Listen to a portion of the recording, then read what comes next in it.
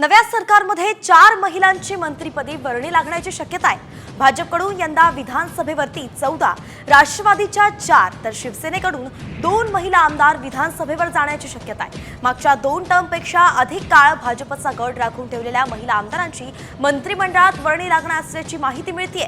तर मंत्रिपद देण्याच्या अनुषंगानेच महिला आमदारांचं प्रोफाईल दिल्लीत मागवलं असल्याची ही माहिती आहे।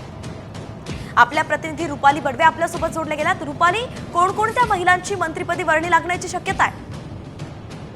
पाहतो की यंदाच्या विधानसभा निवडणुकीमध्ये लाडकी बहीण योजनेचा जास्तपणे प्रभाव पाहायला मिळाला आणि याच्यानंतरच आपण बघतो की आता केंद्र देखील राज्यामधून 4 महिलांची मंत्रिपदी वर्णी लावण्याची खरं शक्यता आहे आणि त्याच्यामुळे महिला आमदारांचे जे प्रोफाईल आहे ते देखील मागवण्यात आलेले आहेत।